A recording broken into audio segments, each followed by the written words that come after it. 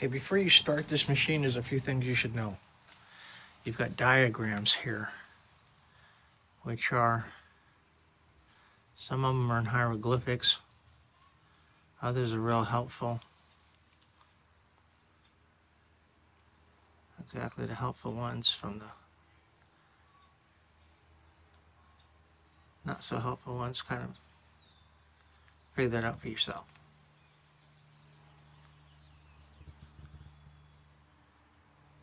See, these refer to levers, which are down here.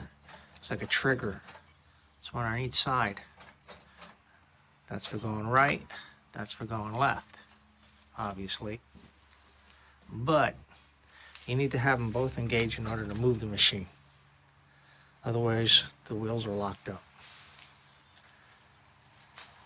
This goes forward, this engages the wheels to go forward.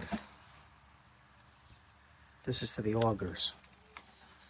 I always keep the auger spinning while I'm moving the machine. This is your speed.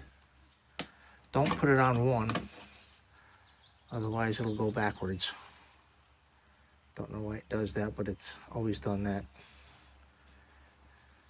Always, number 2 is your slowest speed, really. That's what you want to be at. This is fun here. This is a joystick with a chute. It takes practice to use that.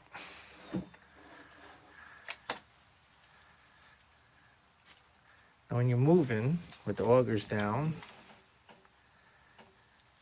and of course, you're not going to go anywhere without this down, the wheels. Once you have that side down, I need 2 hands to show you this, but if you have that handle down, you can release this, you can take your hand off of this one, this will still stay engaged. So, what else? Now, this is a dipstick. You need to be able to see this.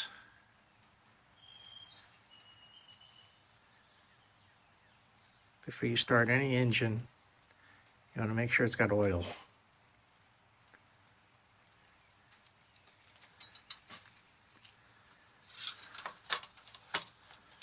Close it up, open it up, see what it says for oil. Don't know if you can see that. But it's not full, but it's nice and clean. It doesn't have to be full all the way up to the mark. It's 10W30. I think it's 10W30.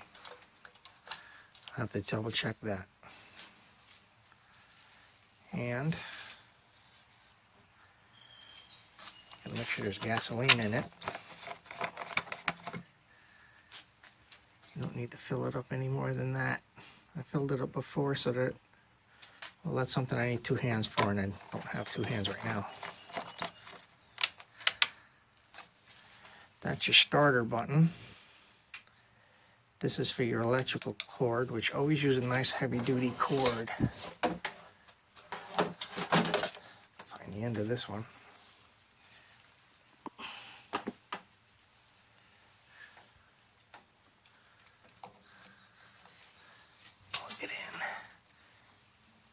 Now, this is your speed control.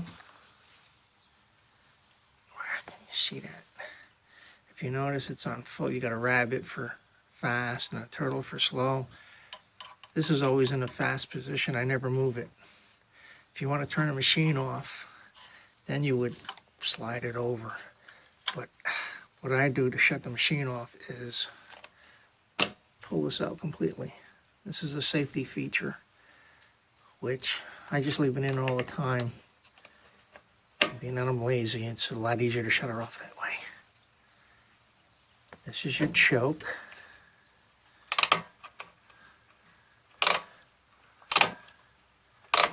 That's the open position, that's a closed position.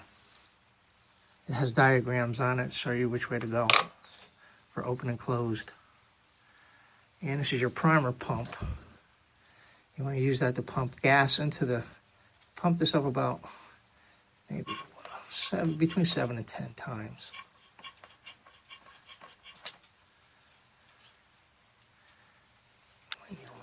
You know what I did wrong? I didn't open up the petcock, which is down here. You need this on. If I could turn it in the right direction. Okay, that's the open position for the petcock. That's got diagrams on it too.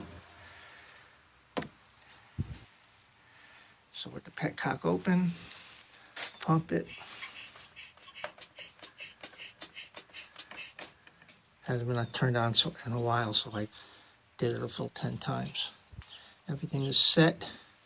Open up the, close the choke. Push the starter button.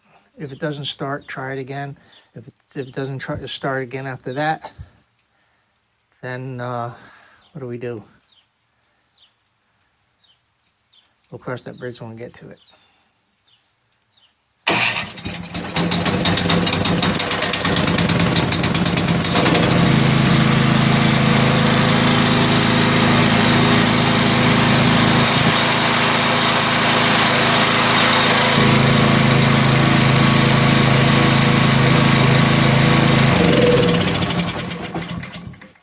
That's real easy to shut it off that way.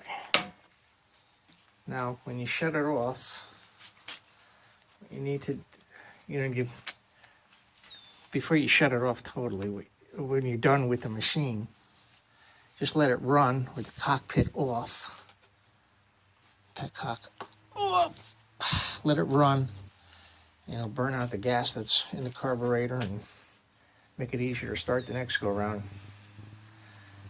That's it.